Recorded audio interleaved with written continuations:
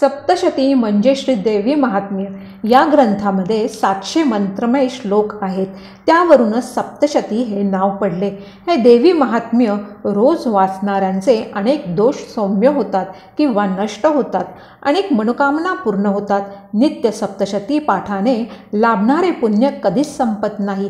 या सप्तशतीच्या म्हणजेच देवी महात्म्याच्या नित्य वाचनाने किंवा श्रीदेवी महात्म्य ऐकल्याने मनुष्याचे ध्येय वाढते, भीती नष्ट होते, पराक्रम करण्याची इच्छा उत्पन्न होते, स्वतःवरील विश्वास वाढतो, आरोग्य, सौभाग्य, ऐश्वर्य लाभते. अध्याय पहिला.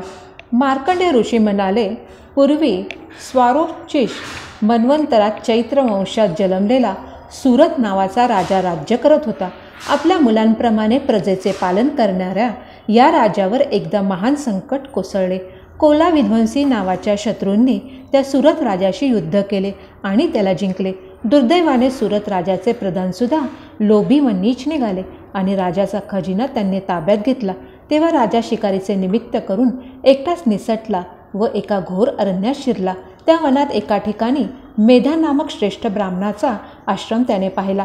तेथे अनेक हिंस्र पशु आपल्या हिंस्रावृत्तीचा त्याग करून एकत्र राहिले होते. अनेक ऋषी व शिष्य त्या आश्रमात साधना करत होते. त्या ऋषींनी सूरत राजाचा सत्कार केला. त्यानंतर आश्रमात एका निवांत स्थळी जाऊन राजा परिस्थितीचे चिंतन करू लागला. माझ्या राज्याला व नगराला मी मुकलो, पण माझे सेवक धर्मन्यायाने वागून प्रजेचा प्रतिपाळ करीत असतील का? माझे प्रधान लोभी झाल्यामुळे खजिना रिकामा होऊन कदाचित प्रजेचे हाल चालले असतील असे वाटते. प्रकारे दुःखपूर्ण विचार करत असताना त्या सूरत राजाला एक व्यक्ती दिसली. राजाने त्याला विचारले, तुम्ही कोण? तुमचा चेहरा दुःखाने म्लान का? तेव्हा तो मनुष्य म्हणाला, महाराज, समाधी नावाचा मी वैश्य व्यापारी आहे. द्रव्य लोभाने दुष्ट झालेले माझे पुत्र व स्त्री यांनी मला घरातून घालवून दिलेले आहे. आप्त व बांधव यांनीही मला दूर लोटले. त्यामुळे निराधार दुःखी असा मी येथे आलो आहे. परंतु या आप्त बांधवांबद्दल माझ्या मनातील ममता उसळून येते आहे. माझे आप्त, मुले, स्त्री आणि नोकर कसे वागत असतील? त्यांना कुठलेही दुःख तर प्राप्त झाले नाही ना, अशी चिंता अहर्निशी मला लागून राहिली आहे. हे ऐकून राजा उद्गरला. अहो, तुमच्याशी नीच वर्तन करणाऱ्या त्या नातेवाईकांवर तुमचा इतका जबरदस्त स्नेह जडला आहे, याचे मला खरोखरच आश्चर्य वाटते. तेव्हा वैश्य म्हणाला, आपण म्हणता ते खरे आहे, पण माझे मन या माझ्या दुर्वर्तनी बांधवांबद्दल स्नेहानेच वारंवार विचार का करते? ते निष्ठुर का होत नाही? मला तरी हा मोह का हे मात्र उमजत नाही. यानंतर ते दोघेजण मुनींजवळ गेले आणि स्वतःच्या संसारातील या आश्चर्यजनक स्नेहाबद्दल दोघांनीही मनमोकळेपणाने त्यांना सांगितले. राज्याबद्दल सूरत राजाची आपुलकी, गतवैभवाबद्दल ममत्व आणि समाधी वैश्याची निष्ठुर बांधवांबद्दलची ओढ ही आश्चर्ये कोणत्या कारणांनी असावीत याबद्दलचे स्पष्टीकरण मुनींनी केले. मुनी म्हणाले, मनुष्य हे ज्ञानवान आहेत हे खरे, पण पशुपक्षी इत्यादी प्राणीही आहार, निद्रा, भय व संसार याबद्दल ज्ञानीच असतात. त्यामुळे मनुष्य व इतर प्राणी या दृष्टीने समानच असतात. मुलांच्या पोषणाकरता स्वार्थवश होऊन आशेने मातापिता बद्ध होतात.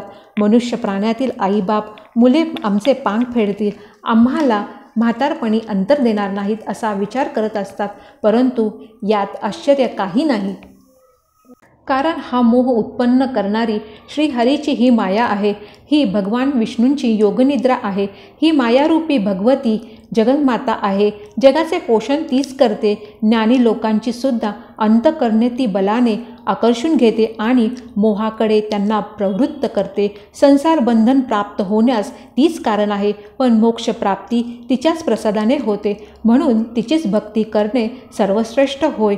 मुनींचे हे स्पष्टीकरण ऐकून चकित झालेल्या त्या सूरत राजाने विचारले, भगवन, या देवीची उत्पत्ती, तिचे कार्य, तिचे स्वरूप याबद्दल आपण सविस्तर माहिती सांगाल का? हे सर्व श्रवण करण्यास मी उत्सुक झालो आहे. मुनी म्हणाले, देवकार्यांकरता व भक्तांवर अनुग्रह करण्याकरता ही शक्ती वेगवेगळ्या स्वरूपात प्रकट होते, अवतार घेते. नित्य असूनही अनेक स्वरूपात प्रकट झाल्याने ती जगात निर्माण होते असे म्हटले जाते. पूर्वी ही पृथ्वी जलमय झाली असता भगवान विष्णू शेषावर पहुडले व योगनिद्रेत मग्न झाले. त्यावेळी मधु व केटभ असे 2 असुर श्री विष्णूंच्या कानातून निर्माण झाले. हे दैत्य ब्रह्मदेवास मारण्यास निघाले. तेव्हा विश्वाची स्वामिनी, जग उत्पन्न करणारी, जगाला जीवन देणारी, जगाचा संहार करणारी श्री विष्णूंची निरुपमय अशी जी भगवती निद्रा, तिची स्तुती तेजस्वी ब्रह्मदेव करू लागले.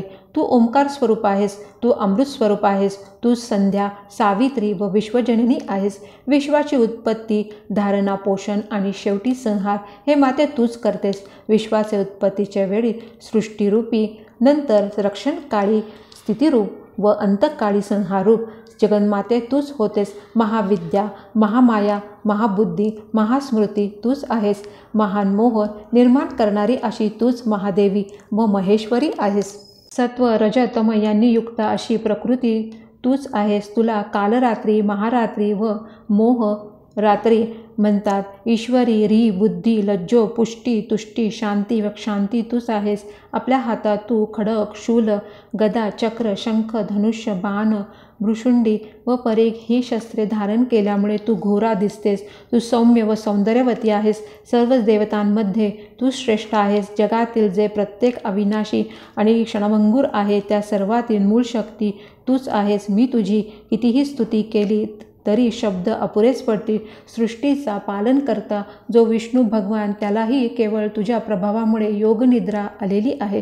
विष्णू, मी आणि शंकर यांना देह धारण करण्यास तूच कारणीभूत झालीस. हे भगवती, तुझी स्तुती करण्यास कोण समर्थ आहे? तथापि यथाशक्ती मी तुझी प्रार्थना केली आहे, ती ऐकून. तेव्हा ती योगमाया विष्णूंना सोडून बाजूला उभी राहिली. त्यामुळे विष्णू जागे होऊन त्यांनी दैत्यांना पाहिले. ब्रह्मदेवांवर धावून जाणाऱ्या त्या दैत्यांशी विष्णूंनी बाहुयुद्ध केले. 5 सहस्र वर्ष युद्ध झाल्यावर मायान्वित झालेले ते दैत्य विष्णूंना आपण होऊन म्हणाले, तुझ्यावर आम्ही संतुष्ट आहोत. तूच आमच्याकडे वर माग. तेव्हा माझ्याच हस्ते तुम्हाला मृत्यू यावा असा वर त्वरित विष्णूंनी मागितला. दैत्य म्हणाले, ठीक आहे. ही पृथ्वी आता जलमय आहे, तरी पाणी नसलेल्या ठिकाणी तू आमचा वध कर. चतुर अशा विष्णूंनी आपले शरीर तत्काळ वाढविले आणि आपल्या मांडीवर त्या दैत्यांना ठेवून चक्राने त्यांचा वध केला.